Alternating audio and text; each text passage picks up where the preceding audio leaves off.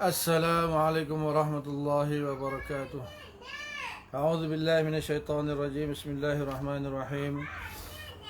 إن الحمد لله نستعينه ونستغفره ونؤمن به ونتوكل عليه ونعوذ بالله من شرور أنفسنا ومن سيئة أعمالنا.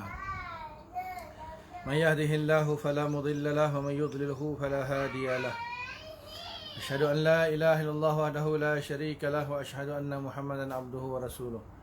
اللهم صل على سيدنا محمد وعلى آله وصحبه أجمعين وبارك وسلم. أما بعد. بسم الله الرحمن الرحيم. والعصر إن الإنسان لفي خسر إلا الذين آمنوا وعملوا الصالحات وتواصوا بالحق وتواصوا بالصبر. صدق الله العظيم.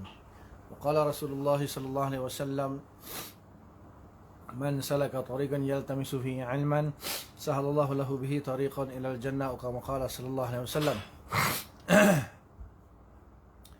Alhamdulillah, syukur kita kepada Allah Ta'ala kerana masih lagi diberi kesempatan untuk kita luangkan masa kita pada pagi ini untuk kita sambung pengajian hadis kita, berpandukan kitab Mishkatul Masabih karangan Imam Baghawi dan Khatib Tabrizi.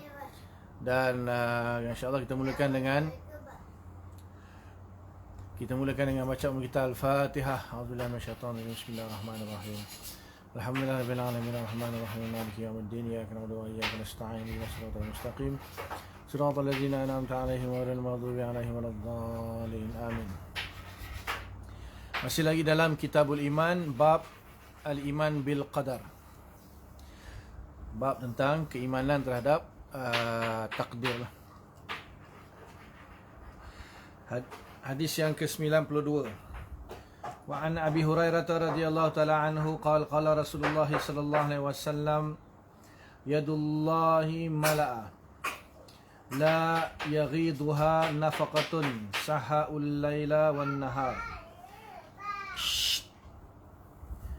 Ara'aytum ma anfaqa munzu khalaqas samawati wal ard fa innahu lam yaghid ma fi yadihi wa kana arshuhu 'alal ma' wa biyadihi al-ukhra al-mizan yakhfidu wa yarfa'u. Muttafaqun alaih. Wa fi riwayat Muslim: yaminullahi mala'a. Qala mala'anu sahau la yaghiduha syai'un al-laila wan nahar. Okay, ini hadis tentang qada dan qadar, ketentuan Allah Subhanahu wa taala. Kemudian di sini juga hadis ini merupakan hadis mutasyabihat lah, dalam bila Rasulullah SAW mengatakan yadullahi mala'a.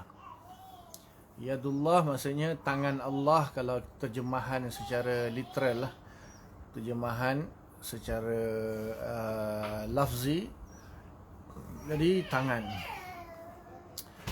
Jadi di sini bukanlah maksudnya untuk mengisbatkan bahawa Allah tu ada tangan yang merupakan anggota. Di sini kita kata majas ataupun metafora lah. Contohnya kita kata rezeki di tangan Allah, jodoh di tangan Allah. Bukan maksudnya Allah tu ada tangan lalu dia pegang rezeki kita, dia pegang jodoh kita, tidak. Jadi ahli sunnah wal jamaah, kalau salafus soleh, mereka baca sahaja tanpa mentafsirkan atau menakwilkan lah. Kalau ulama-ulama khalaf, mereka mentakwilkan mengikut kaedah bahasa Arab, iaitu kebiasaan kalau guna tangan tu maksudnya kekuasaan, genggaman, apa sajalah yang sesuai dengan ayat tersebut.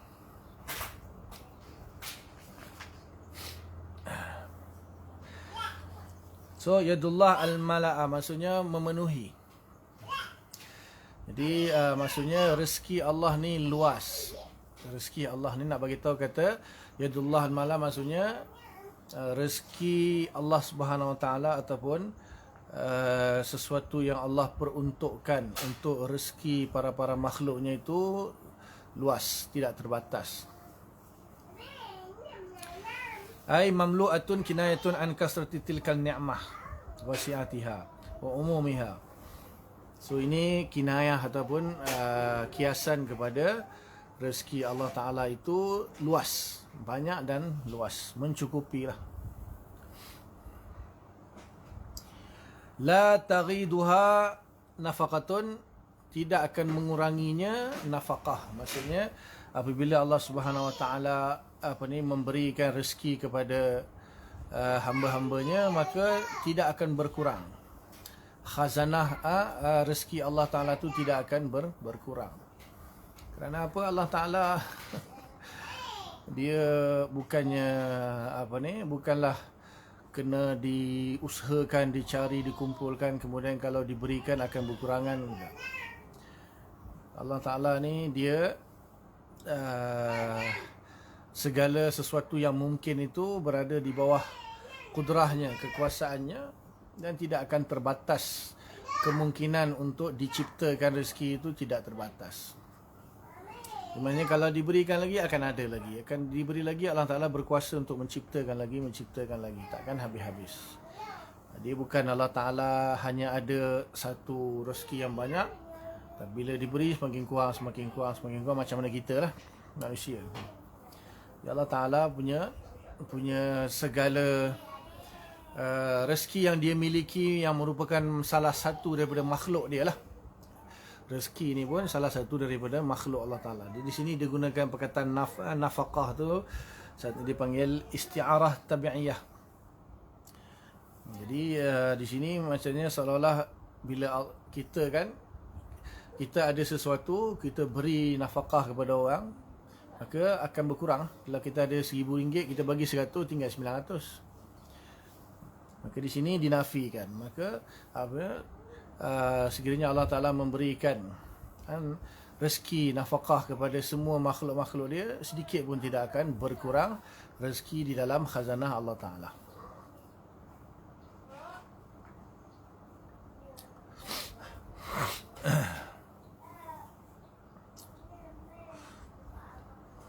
Saha'ul laila wan nahar, sepanjang malam dan sepanjang hari.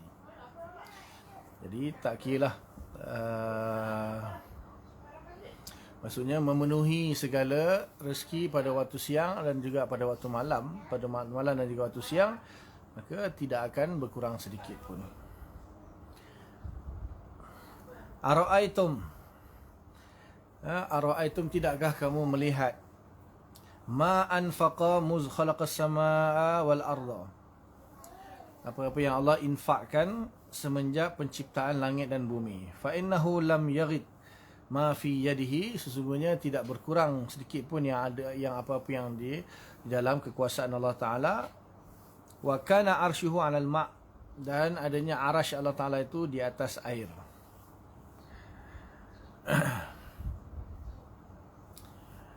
Wa biyadihi al-mizanu yakhfidu wa yarfa'u, dan di dalam kekuasaannya juga al-mizan, timbangan. Yakhfidu wa yarfa'u, dia merendahkan dan dia meninggikan. Jadi di sini sebelum ni pun ada hadis ni kan. Jadi maksud merendahkan dan meninggikan ni ada dua maksud yang disyarahkan oleh ulama lah, dan bahkan lebih daripada itu kot. Salah satunya kalau kita tengok daripada awal hadis tadi, maksudnya Allah Ta'ala yakhfidu wa yarfa'u, maksudnya merendahkan pemberian kepada sebahagian hamba-Nya dan meninggikan pemberian, maksudnya mengurangi dan memperbanyakkan. Maksudnya sebahagian hamba-hamba-Nya Allah bagi rezeki yang kurang, sebahagian hamba yang lain Allah bagi rezeki yang banyak. Maksudnya ada orang kaya, ada orang miskin. Itu salah satu tafsiran ulama lah. Dan satu lagi tafsiran, iaitu mizan, timbangan amalan di akhirat nanti. Maknanya ada sebahagian manusia timbangan amalannya akan kebaikannya berkurang, dan sebahagiannya timbangan amalan baiknya tinggi ataupun banyak. Sebab apa? Walaupun amalan-amalan itu dilakukan oleh manusia, hamba-hamba Allah Ta'ala, tetapi taufik untuk mengerjakan amalan itu pun daripada Allah Ta'ala. Dan setelah dikerjakan amalan itu pun, yang akan memberi pahala adalah Allah Ta'ala. Adakah Allah nak bagi markah yang penuh, pahala yang penuh, atau dikurangi sedikit, atau separuh, atau suku dan sebagainya, itu pun hak Allah Ta'ala. Dia bagi taufik untuk hamba-hamba dia berbuat amalan, Dan ketika hamba tu berbuat amalan, dia yang akan menerima amalan tersebut atau menolak amalan tersebut, atau diterima dengan pahala penuh atau pahala yang kurang atau separuh atau suku dan sebagainya, dia juga. Jadi syarahan yang kedua menurut ulama maksud di sini memang timbangan amalan lah, sebab mizan itu kan memang timbangan amalan. Ataupun yang pertama tadi, mizan tu maksudnya ketetapan lah. Ketetapan maksudnya ada setengah hambanya Allah bagi rezeki lebih, ada setengahnya Allah bagi rezeki kurang. Sebab sambungan daripada hadis ataupun ayat sebelum ni lah, jumlah sebelum ni cerita pasal rezeki, cerita pasal nafkah. Tiba-tiba wa kana arsyu 'alal ma' wa biyadihi mizan yafidu wa yarfa'u. Kalau kita nak kaitkan, maka di situ terjemahan dia, syarahnya lebih kepada rezeki lah. Ataupun boleh jadi timbangan amalan. Muttafaqun alaih, hadis ini disepakati oleh Bukhari Muslim. Dan dalam fi riwayat li Muslimin yamin Allah. Dalam riwayat Imam Muslim dia sebut yamin Allah, maksudnya kanan Allah. Kanan Allah.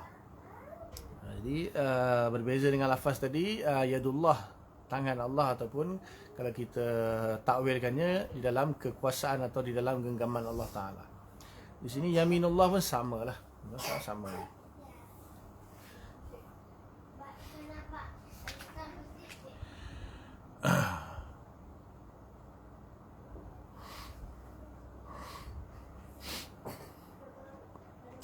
Hadis yang seterusnya yang ke-93. Wa anhu, dan juga daripada Abu Hurairah juga.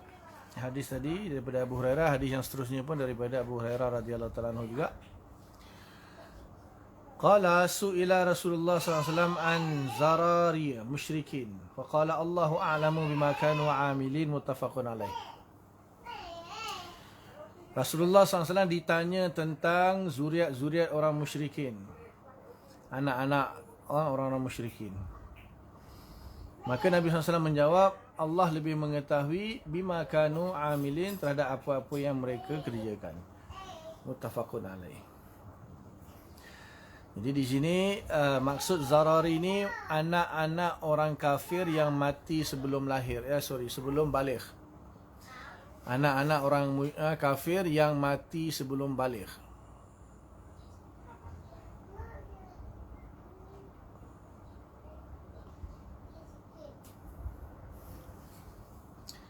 Keadilan Allah bagaimana nak dikaitkan dengan rahmat Allah Ta'ala, atau dua perbezaan pada sesetengah situasi.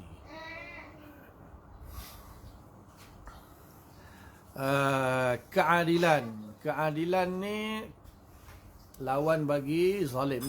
Adil itu lawan bagi zalim. Okay. Jadi apa maksud zalim? Kita akan faham apa maksud adil bila kita faham apa maksud zalim. Zalim ni ialah seseorang itu tasarruf milkil ghair bi ghairi izni, iaitu menggunakan milik orang lain tanpa izinnya. Itu maknanya zalim. So adil ialah sebaliknya, iaitu menggunakan milik orang lain dengan izinnya. Maka di sini alam semesta ni semuanya milik Allah. So tidak ada istilahnya milik orang lain, tu tak ada. Lillahi ma fis samawati wa ma fil ard. Milik Allah segala apa yang di langit dan di bumi. So tidak ada istilahnya milik Allah. So Allah Ta'ala mempergunakan milik dia. So tak perlu kepada keizinan sesiapa pun. So itulah makna adil. Makna adil itu Allah Ta'ala memperlakukan, menggunakan segala milik dia mengikut kehendak dia. Itu adil. Itu makna adil. Sebab makna lawan bagi adil adalah zalim, dan makna zalim tu menggunakan milik orang lain tanpa izin. So mana ada mana ada makhluk ni milik orang lain. Yang ada hanya milik Allah Ta'ala. Jadi itu makna adil, maksud Allah mempergunakan dan mempergunakan segala apa milik dia. Itu dikatakan adil. So walaupun zahirnya kita melihat orang itu mendapat penyakit, orang itu mendapat kesusahan, itu tidak dikatakan zalim. Itu tak dikatakan zalim. Mungkin kita nampak, oh orang tu lahir cacat, mana kesian dia, Allah Ta'ala tak adil. Ada orang Allah lahirkan sempurna, ada orang Allah lahirkan cacat. Ada orang Allah bagi dia miskin, ada orang Allah bagi dia kaya. Tak adil lah macam tu. Itu bukan ukuran keadilan. Keadilan bukan itu ukuran dia. Jadi Allah Ta'ala dia suka hati dia lah, dengan kehendak dia, dia memberikan sesiapa yang dia kehendaki untuk beri kaya ke, miskin ke, harta banyak ke, harta sikit ke, rezeki banyak, rezeki sikit, sihat ke, sakit ke. Itu segala apa yang dia lakukan, itu semua keadilan. Itu semua keadilan bagi Allah Ta'ala. Kemudian rahmat Allah Ta'ala. Rahmat Allah Ta'ala ni kasih sayang Allah Ta'ala. Dan maksud rahmat di sini iradatul in'am atau iradatul ihsan. Jadi Allah Ta'ala berkeinginan untuk memberikan nikmat ataupun kebaikan kepada seseorang itu, lalu diberikanlah. Maka itu pun termasuk di bawah keadilan Allah Ta'ala. Jadi rahmat Allah Ta'ala itu termasuk di bawah keadilan Allah Ta'ala. Sebab apa? Sesiapa saja yang nak dia bagi lebih, dia bagi lebih. Siapa yang dia nak bagi kurang, dia bagi kurang. Jadi yang dia bagi kurang pun rahmat daripada dia, yang dia bagi lebih pun rahmat daripada dia. Dan kedua-duanya keadilan dia. Sebab apa? Dia memberi, yang diberi itu pun milik dia manusia, benda yang dia bagi rezeki itu pun milik Allah juga, semua milik dia. So dia mempergunakan segala milik dia, maka itu dikatakan adil. So apa? Kalau zalim maksudnya memberikan ataupun mempergunakan milik orang lain. So mana ada benda dalam alam semesta ni milik selain Allah. Sebab kita ukur keadilan, sebenarnya kita tak faham apa makna keadilan. Kebanyakan orang bagi dia adil sama banyak. Adil bukan sama banyak. Siapa kata adil sama banyak? Adil bukan sama banyak. So jangan kita menafsirkan adil tu berarti sama banyak. Itu salah tu. Adil bukan sama banyak. Keadilan itu tidak dikatakan sama banyak. Jadi keadilan itu bila Allah Ta'ala mentasarrufkan, mempergunakan segala apa milik dia ikut kehendak dia, itu adil. Itu satu keadilan. Dan dengan sifat rahmat lah, dengan sifat rahmat dia, dia berkehendak lalu memberikan kebaikan ataupun nikmat kepada siapa yang dia kehendaki. Faham? Sebab yang katakanlah orang ni ada orang Allah bagi lebih, ada orang Allah bagi kurang. Tak semestinya bila kita kata orang tu dapat lebih berarti dia lebih sempurna, dia lebih lebih sempurna atau lebih baik. Tak semestinya. Yang akan menentukan orang tu baik atau buruk Allah juga. Semua Allah. Jadi semuanya Allah Ta'ala adil. Dia menghukumi ikut kehendak dia, ikut ketetapan dia. Semua sekali.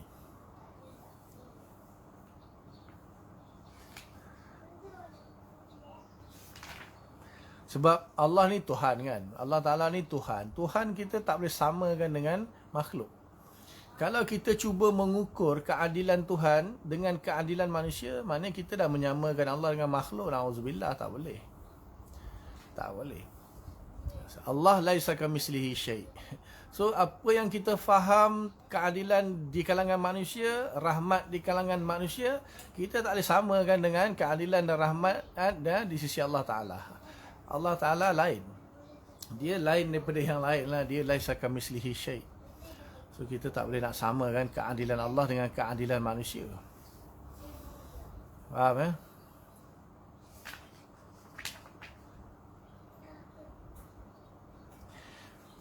Okay, kembali kepada hadis yang nombor 93, iaitu tentang anak-anak orang musyrikin. Nah, ini memang khilaf panjang di sini. Banyak pendapat. Apakah yang akan terjadi terhadap anak-anak orang kafir, orang musyrik yang belum baligh, dia mati. Mati ketika belum baligh.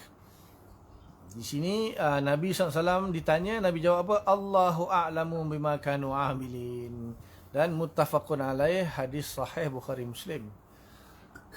Allah lebih mengetahui. Maksudnya Nabi serahkan pengetahuan itu kepada Allah Ta'ala. So di sini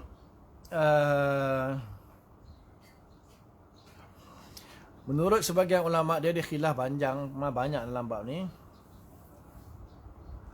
Kalau imam sebahagian ulama lah mengatakan bahawa mereka semua selamat dan akan dimasukkan ke dalam syurga, sebahagian pendapat. Kemudian masuk dalam syurga tu sebagai apa? Sebagai penghuni syurga ke atau sebagai pelayan-pelayan syurga? Ada yang kata sebagai pelayan-pelayan syurga, sebab dalam Al-Quran dalam surah Al-Waqi'ah tu kan Allah Ta'ala sebut wildanun mukhalladun. Wildanun mukhalladun. Wildan tu maksudnya kanak-kanak lah. Yang mukhallad, yang dikekalkan, maksudnya mereka sebagai pelayan-pelayan di syurga. Ada yang kata itulah anak-anak orang kafir jadi pelayan. Ada yang mengatakan tak, mereka jadi ahli syurga biasa, cuma syurga mereka itu syurga yang khusus kerana mereka tidak sempat beramal, bahkan mereka tidak beriman kan. Tapi kerana mereka masih belum sampai umur baligh, belum dikatakan, belum dihukumi sebagai mukallaf, orang yang dibebani taklif dengan syariat, maka di situ mereka terselamatlah daripada api neraka. Bahkan mereka akan masuk syurga, cuma syurga mereka syurga yang khusus kerana mereka tidak ada amalan. Orang ahli syurga ni dia akan masuk syurga mengikut amalan dia. Mana tingkatan-tingkatan syurga itu diberikan mengikut amalan masing-masing. So mereka ni amalan pun tak ada lagi sebab mereka belum baligh. So diberikan syurga yang khusus. Itu menurut satu pendapat.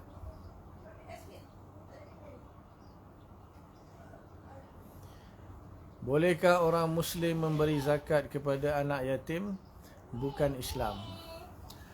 Jazakallah khairan. Zakat wajib tak boleh, zakat sunat boleh. Zakat yang wajib tak boleh, zakat yang sunat boleh. Itu je. Faham Zakat yang wajib tak boleh, zakat yang sunat boleh. Jelas. Zakat yang sunat ni hadiah, sedekah, hibah, itu zakat sunat. Zakat yang wajib tu itulah zakat fitrah ataupun zakat harta. Itu tak boleh.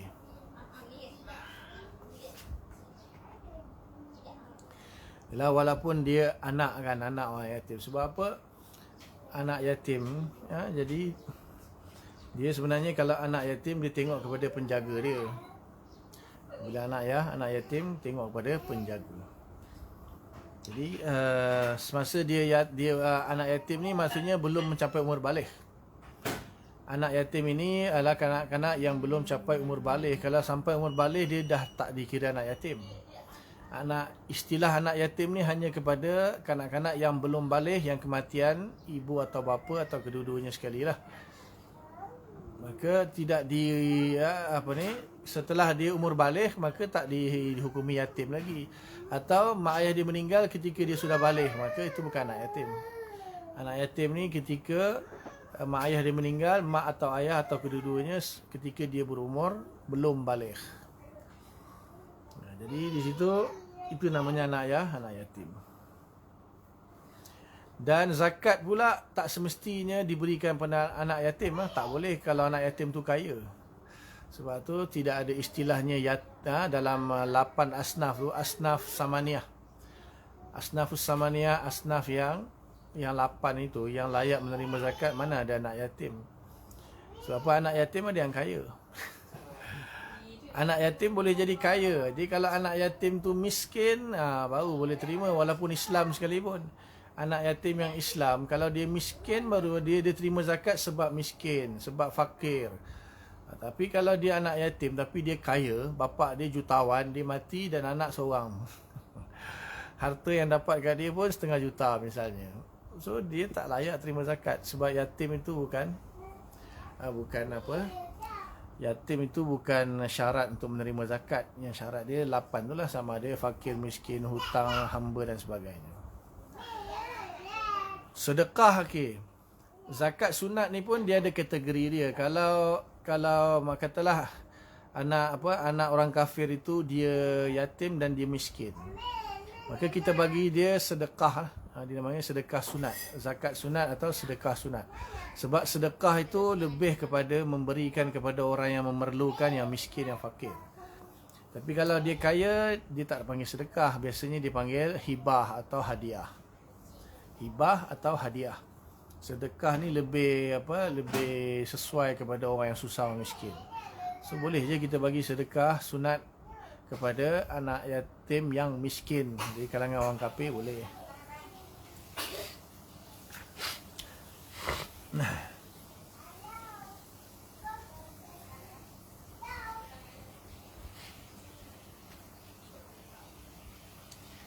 Okey.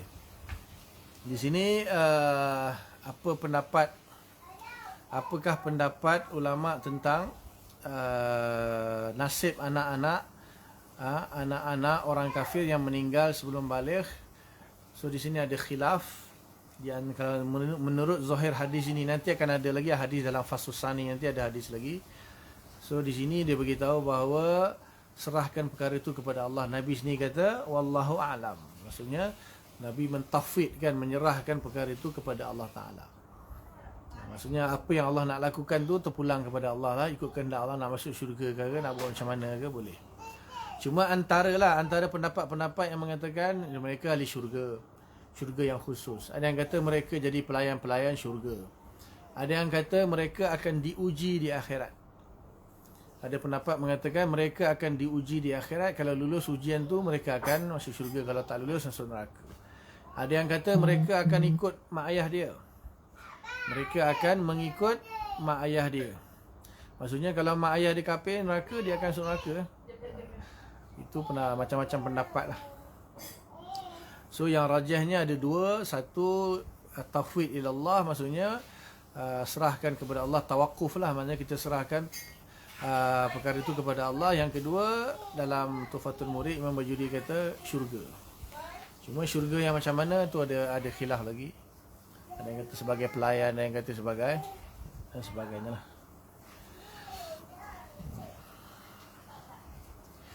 Dan Ibnu Hajar di sini mengatakan bahawa pendapat yang asah mereka ahli syurga lah.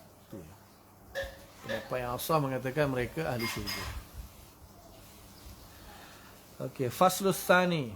Fasal yang kedua dalam bab ni. Hadis yang ke-94. Wa an Ubadah bin Samit radhiyallahu taala anhuma qala Rasulullah sallallahu alaihi wasallam, inna awwala ma khalaqallahu al-qalam.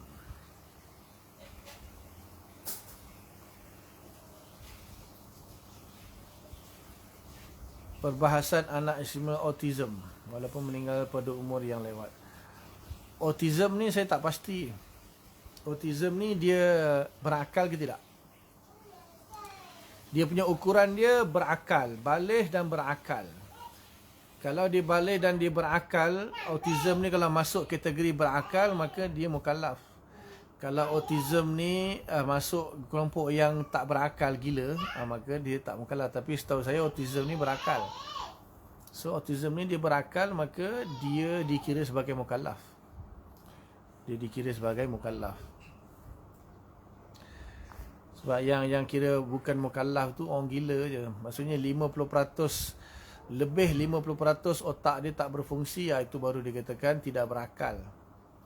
Autism ni mungkin sebahagian kecil je kot, dia punya akal dia kurang sempurna, masih lagi mukallaf.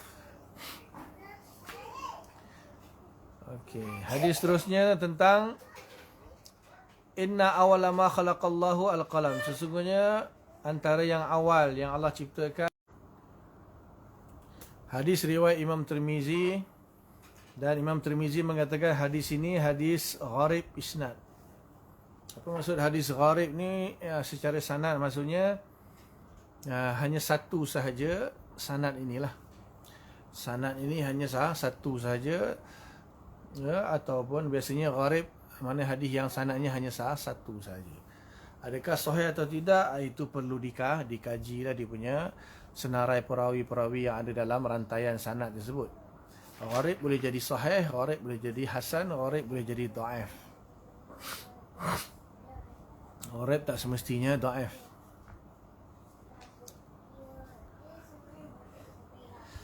Okey, di sini hadis ini mengatakan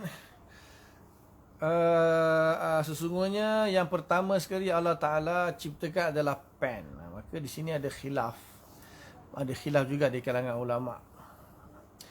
Jadi apakah makhluk yang pertama sekali diciptakan oleh Allah Ta'ala? Super bahasan panjang. Ada yang kata pen, ikut hadis ni pen. Ada yang kata arash. Ada yang kata cahaya. Ada yang kata kegelapan. Ada yang kata Lauhul Mahfuz. Sebab apa? Kalau pen nak menulis kat mana? Tulis di Lauhul Mahfuz. Ada yang kata arash. Ada yang kata macam-macam lah. Dan kalau ulama sufi kata Nur Muhammad lah, macam-macam.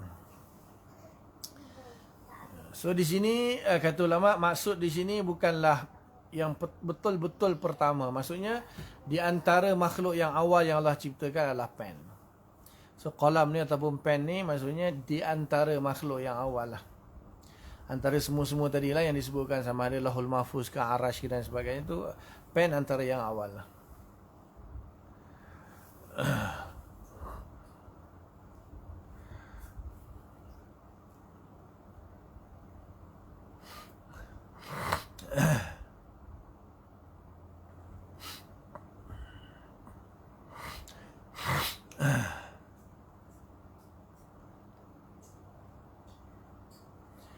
Maka Allah Ta'ala berkata, berfirman kepada pen, suruh tulis. Maka faqala ma aktub, maka pen tanya, apa yang aku ingin tuliskan? Maka Allah Ta'ala kata, uktub al-qadara. Fakataba ma kana wa ma huwa kainun ilal abad. Jadi Allah Ta'ala suruh tulis segala ketetapannya lah. Sebelum ni kan ada hadis, kataballahu maqadiral khalaiq qabla an yakhluqas samawati wal ard bi 50,000 sanah. Allah Ta'ala telah pun menuliskan, maksudnya menetapkan kan, segala ketetapan, segala takdir makhluk-makhluk ini 50,000 tahun sebelum Allah Ta'ala ciptakan langit dan bumi. So maksudnya yang menulis tu pen lah, dengan kudrah Allah, dengan kuasa Allah dia menulis. Bukannya mana Allah pegang pen tu Allah tulis Mana pen itu menulis dengan sendirinya dengan kuasa Allah Ta'ala lah. Dengan kuasa Allah Ta'ala pen itu menulis. Tulis di mana? Tulis di Lauhul Mahfuz. Jadi segala takdir itu sudah pun tertulis di Lauhul Mahfuz, dan apa-apa yang akan terjadi itu dia punya jarak dia 50,000 tahun. Jadi maksudnya 50,000 tahun akan datang, mungkin dah kiamat dah kot kan dalam syurga nanti. Jadi itu pun sudah tertulis. Maknanya setiap perkara itu sebelum terjadinya, ia 50,000 tahun sebelumnya sudah pun tertulis. Sampai sekarang masih tertulis. Sebab apa? Apa-apa yang akan dilakukan oleh ahli syurga pun dituliskan juga di Lauhul Mahfuz. Maksudnya tulisan dengan kejadian 50,000 tahun beza. Hadis yang seterusnya 95. Wa an Muslimin Yasar al-Juhani qala su'ila Umar bin Khattab radhiyallahu ta'ala anhu an hadhihi al-ayah. Wa idh akhadha rabbuka min bani adama min zuhurihim zurriyyatahum. Sayyidina Umar radhiyallahu anhu telah ditanya tentang ayat ini, iaitu tatkala Allah Tuhan kamu mengambil daripada anak-anak Adam, daripada belakangnya akan zuriat-zuriatnya. Al-A'raf ayat 172. Qala sami'tu Rasulullah sallallahu alaihi wasallam, dia berkata, aku telah mendengar Rasulullah sallallahu alaihi wasallam yus'alu anha, ditanya tentang perkara ini, tentang ayat ni. Faqala, maka Nabi SAW menjawab, innallaha ta'ala khalaqa Adam, sesungguhnya Allah Ta'ala telah menciptakan Nabi Adam, thumma masaha zahrahu biyaminihi, kemudian Allah Ta'ala mengusap belakangnya dengan kanannya, fastakhraja minhu zurriyatan, maka keluarlah daripadanya zuriatnya. Faqala khalaqtu haula'i lil jannah, Allah Ta'ala berfirman, sesungguhnya aku menciptakan yang mereka-mereka itu adalah untuk menjadi ahli syurga. Wa bi'amali ahli jannah, dan untuk beramal dengan amalan ahli syurga. Wa ya'malu, mereka beramal. Summa masaha zahrahu, kemudian Allah mengusap lagi belakangnya, untuk kali yang keduanya. Fastakhraja minhu zurriyatan, maka keluarlah daripadanya satu lagi zuriat. Faqala khalaqtu haula'i lin-nar, aku ciptakan yang ini pula untuk menjadi ahli neraka, wa bi amali ahli nar ya'malun, dan mereka akan beramal dengan amalan ahli neraka. Faqala rajulun ya Rasulullah fa fima amal. Maka seorang sahabat bertanya, ya Rasulullah, kalau macam tu maksudnya ahli syurga sudah ditetapkan, ahli neraka sudah ditetapkan, so apa guna kita beramal? Faqala Rasulullah SAW, maka Rasulullah SAW menjawab, innallaha ta'ala iza khalaqal abda lil jannah, sesungguhnya Allah Subhanahu wa taala, sekiranya Allah Taala menciptakan seorang hamba itu untuk syurga, untuk menjadi ahli syurga, istamalahu bi amali ahli jannah, maka Allah Taala akan istamalahu, maksudnya akan membuatkan dia beramal dengan amalan ahli syurga, hatta yamuta ala amalin min amali ahli jannah, sehinggalah dia mati dengan amalan ahli syurga. Fayudkhilahu bihil jannah, maka Allah Taala masukkanlah dia dengan amalan tersebut akan orang yang syurga, orang tersebut. Allah Taala masukkan dia dalam syurga lah. Wa iza khalaqal 'abda lin-nar, dan sekiranya Allah Taala menciptakan seorang hamba itu untuk neraka, istamalahu bi amali ahli nar, maka Allah Taala akan membuatkan dia melakukan amalan ahli neraka, hatta yamuta, sehinggalah dia mati ala amalin min amali ahli nar, dia mati dalam keadaan dia melakukan amalan ahli neraka.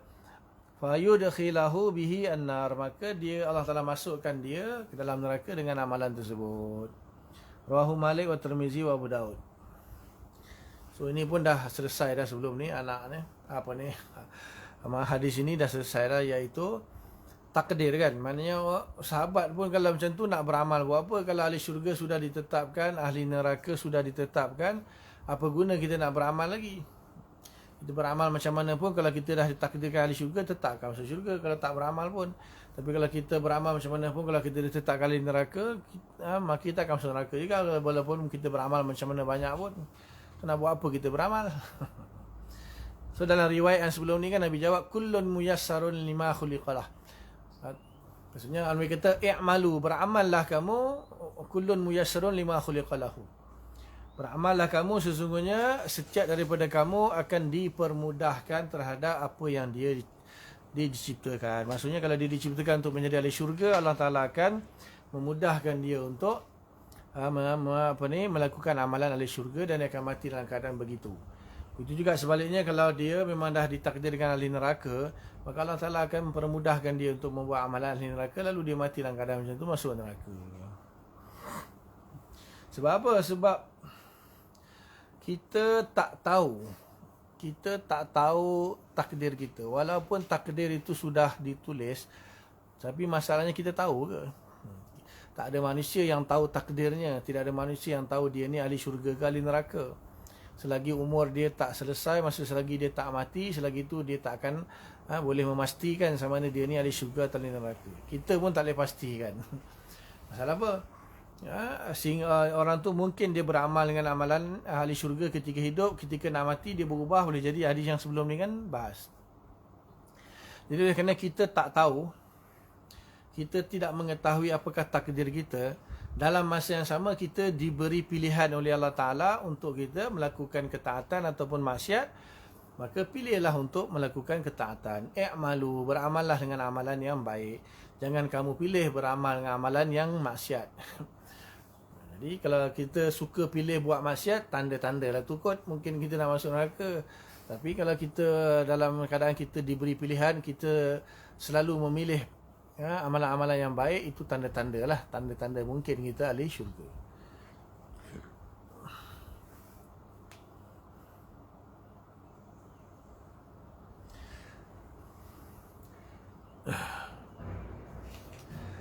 Okay, kemudian tentang pembahasan Allah Ta'ala mengusap belakang Nabi Adam tu, itu kinayah je. Maksudnya bukanlah maksudnya Allah tu ada tangan lalu Allah usapkan belakang Nabi Adam, maknanya tangan Allah tu lebih kecil lah daripada belakang Nabi Adam. Kalau Allah Ta'ala mengusap tangan belakang Nabi Adam, maksudnya seolah-olah Allah tu sama saiz lah, lebih kurang macam Nabi Adam, na'udzubillah min zalik. Sama ada kita, ulama mengatakan hadis ini mutasyabihat. Okay, sama ada kalau kita nak memahami juga, maksudnya itu bukan Allah tetapi malaikat Allah atau utusan Allah yang berbuat begitu.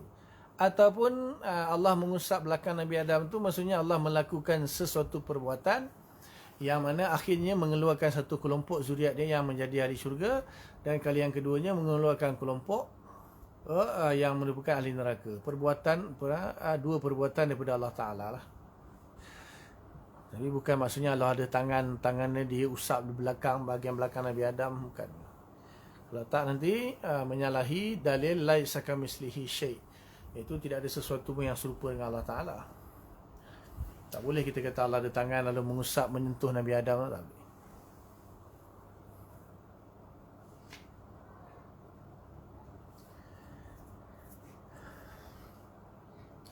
Hadis yang seterusnya, an Abdullah bin Amrin radhiyallahu taala anhuma, Abdullah bin Amr bin As radhiyallahu taala anhuma, qala kharaja alaina Rasulullah sallallahu alaihi wasallam wa fi yadihi kitabani. Satu hari Rasulullah datang kepada kami, keluar maksudnya bertemu dengan kami, dan di tangan Rasulullah tu ada dua buah kitab. Faqala atadruna ma hazani kitabani? Maka Rasulullah bertanya, apakah kamu semua tahu apakah kedua-dua isi kandungan kitab ini? Faqulna la ya Rasulullah, maka kami kata kami tak tahu. Wahai Rasulullah, illa an tukhbirana, melainkan kalau kamu yang memberitahu kami, baru kami tahulah. Faqala lillazi fi biyadihi al-yumna, maka Nabi SAW bersabda terhadap kitab yang berada di sebelah tangan kanannya, haza kitabun min rabbil alamin fihi asma'u alil jannah wa asma'u abaihim wa qabailihim. Ini adalah kitab daripada Allah Subhanahu wa taala, Tuhan sekalian alam. Di dalamnya ada nama-nama ahli syurga dan nama-nama nenek moyang mereka dan kabilah-kabilah mereka. Summa ujmila ala akhirihim. Summa ujmila ala akhirihim fala yuzadu fihim wala yunqasu minhum abada. Kemudian ujmila, ijmalkan, ala akhirihim, hinggalah ke akhir mereka, fala yuzadu fihim, tidak akan ditambah di kalangan mereka, wala yanqusu minhum, dan tidak juga dikurangi dari kalangan mereka. Summa qala lillazi fi shimalihi, kemudian Nabi SAW bersabda terhadap kitab yang berada di sebelah tangan kirinya, haza kitabun min rabbil alamin fihi asma'u ahlin nar. Ini adalah kitab daripada Tuhan sekalian alam, di dalamnya ada nama-nama ahli neraka, wa asma'u abahim wa qawailihim, nama-nama bapa mereka dan juga kabilah-kabilah mereka. Summa ujmila ala akhirihim, kemudian diijmalkan pada akhirnya, fala yuzadu, tidak ditambah, fihim, di kalangan mereka, wala yunqasu, dan tidak juga dikurangi, minhum, daripada mereka, abada, selama-lamanya.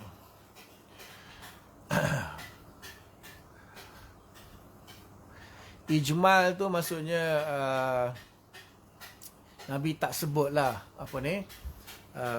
secara terperinci siapa-siapa. Cuma Nabi kata mereka, maknanya nama-nama mereka itu ada, maksudnya namanya mereka, band-band mereka, kabilah-kabilah mereka, semuanya ada dalam tu. Jadi Nabi tidak menafsirkan, memerincikan lah. Ijmal lawan dia tafsil. Tafsil tu memerincikan, ijmal tu mengglobalkan atau mengumumkan, boleh juga.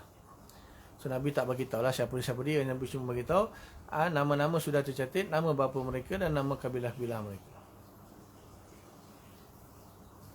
Maksudnya tidak akan ditambah dan tidak akan dikurang. Maknanya sudah selesailah ketetapan tu, takkan diubah. Oh, yang ni pindah sini, yang ni pindah sini, yang ahli syurga pindah jadi ahli neraka pindah je, tak. Semuanya sudah ditetapkan sejak azali, tak akan berubah. Cuma itulah kita tak tahu. Tak ada siapa pun tahu siapakah yang berada di dalam senarai ahli syurga atau berada dalam senarai ahli neraka, tak ada siapa pun tahu. Dan dalam masa yang sama kita diberi pilihan, maka beramallah untuk amalan ahli syurga.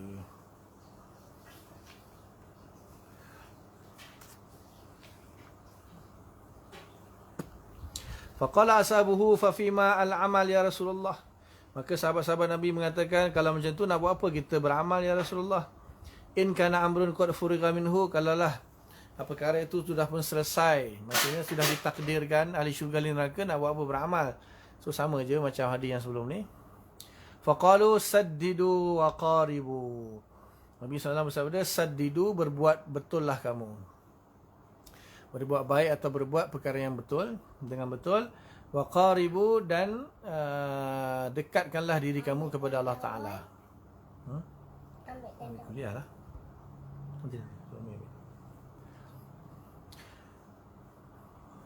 Fa inna sahibal jannah yukhtamu lahu bi amali ahli jannah. Sesungguhnya ahli syurga itu akan diakhiri amalannya dengan amalan ahli syurga. Wa in amila ayya amalin, walaupun semua hidup dia beramal dengan apa saja amalan. Tapi bila bila dah ditakdirkan ahli syurga, maka akhir hayatnya dia akan beramal dengan amalan ahli syurga, lalu dia akan mati dalam keadaan begitulah. Wa inna sahiban nar yukhtamu lahu bi amali ahli nar. Sesungguhnya ahli neraka itu akan diakhiri amalan dia dengan amalan ahli neraka. Wa in amila ayya amalan, walaupun ketika hidupnya itu dia beramal dengan apa sahaja amalan, walaupun baik sekalipun, tapi ketetapan dia ahli neraka, nanti dia akan berubah, dia akan beramal dengan amalan ahli neraka dan akhirnya akan masuk neraka. Summa qala Rasulullah sallallahu alaihi wasallam biyadihi fanabazahuma. Kemudian Rasulullah sallallahu summa qala Rasulullah sallallahu biyadaihi fanabazahuma. Kemudian Rasulullah mengatakan dengan kedua belah tangannya, fanabazahuma, lalu Rasulullah melemparkannya. Summa qala faragha rabbukum minal ibad. Sungguh telah Tuhan kamu telah selesai menetapkan ketetapan di kalangan hamba-hamba, fariqun fil jannah wa fariqun fis sa'ir. Sebahagian hambanya akan masuk syurga dan sebahagian hambanya akan masuk neraka. Hadis riwayat Imam Tirmizi. Cuma yang akhir itu yang itulah Nabi campakkan. Apa itu? Kenapa tak kutip tengok kan, baca.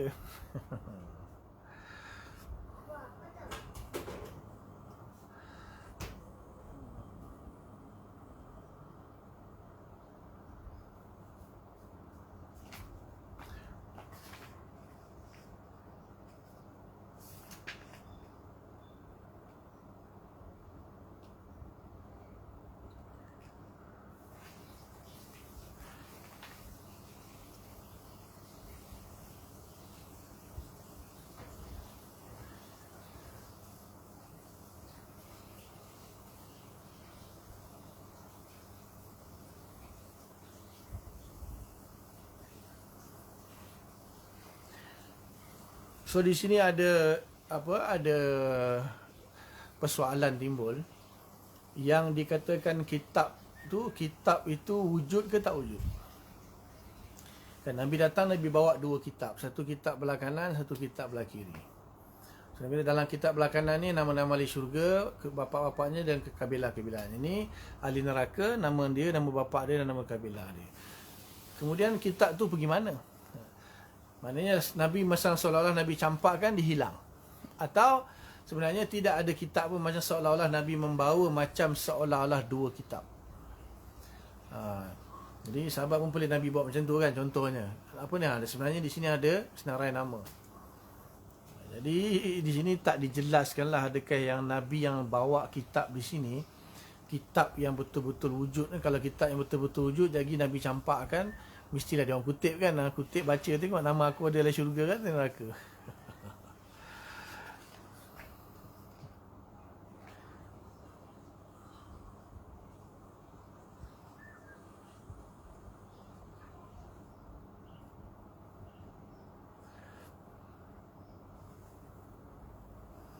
Di sini pun tidak, syarah ni dia tidak bagi tahu tentang kitab tersebut.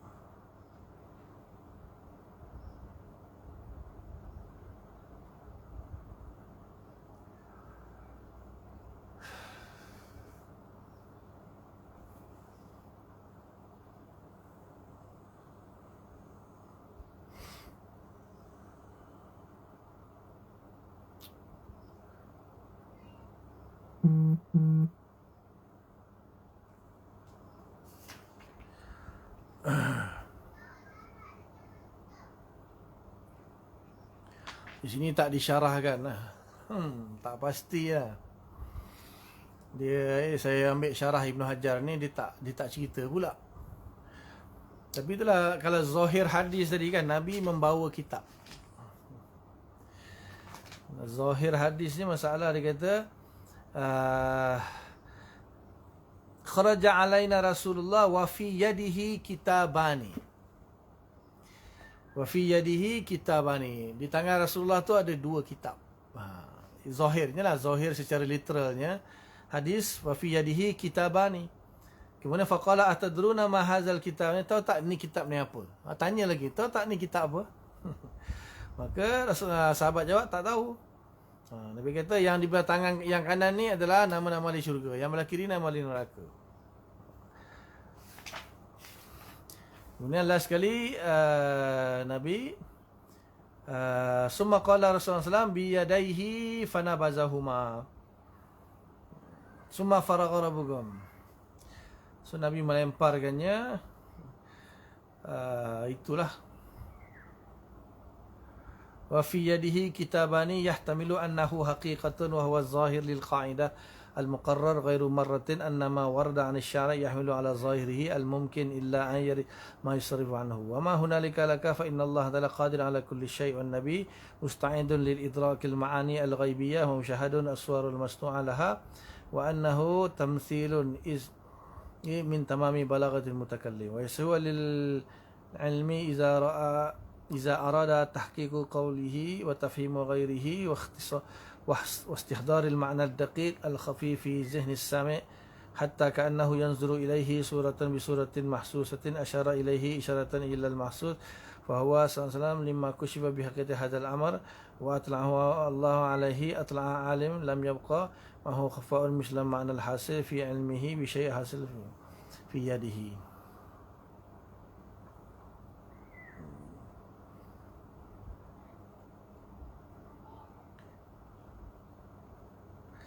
So Ibn Hajar kata boleh jadi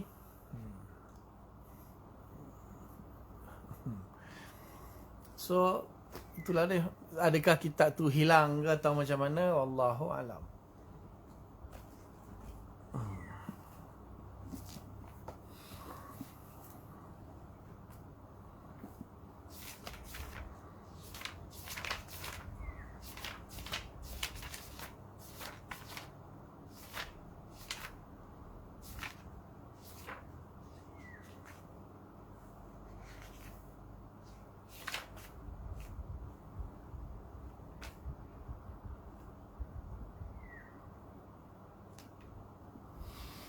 Pastilah dia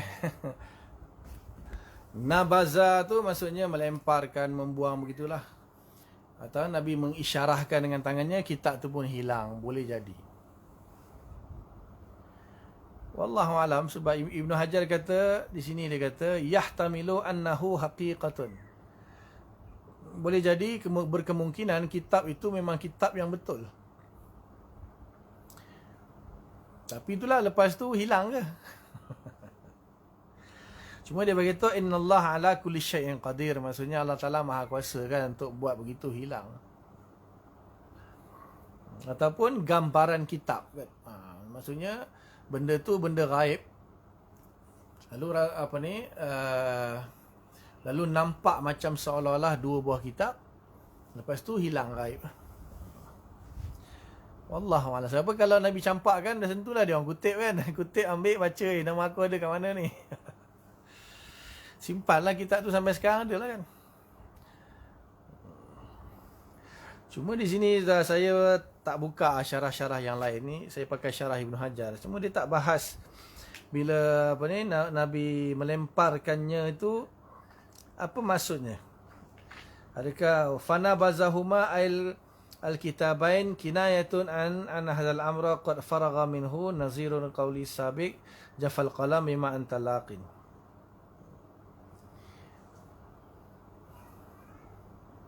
Dia tak sebut lah.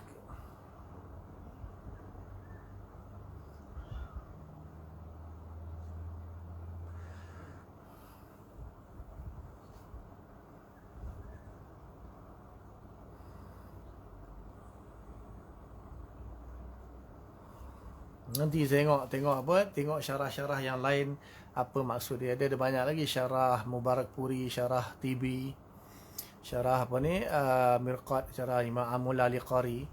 Ni saya pakai syarah Ibn Hajar. Dia tak cerita. Ya, dia tak apa ni, tak cerita pula maksudnya kitab tu dilemparkan hilang ke atau hilang begitu saja atau macam mana ke, tak cerita.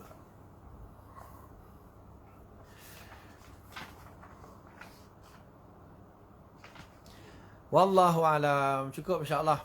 Nanti Sabtu yang ketiga insya-Allah kita sambung lagi. Nanti saya cek tengok apa yang dia maksudkan tu, Nabi melemparkan kitab tu hilang ke atau macam mana. Nanti saya rujuk syarah-syarah yang lain. InsyaAllah tengok apa komen para ulama lah. Ni saya bawa satu je syarah ni, Ibn Hajar dia tak bahas pula. So wallahu alam. Setakat dulu apa yang baik daripada Allah Ta'ala, apa yang tak baik kelemahan saya lah. Minta ampun kepada Allah, minta maaf kepada semua. Mudah-mudahan Allah bagi taufik untuk kita faham, amalkan, sampaikan. Kita tangguh dengan kafarah majlis. Subhanallah bihamdika, nasyhadu an la ilaha illa anta, nastaghfiruka wa natubu ilaik. Subhana rabbika rabbil izzati amma yasifun.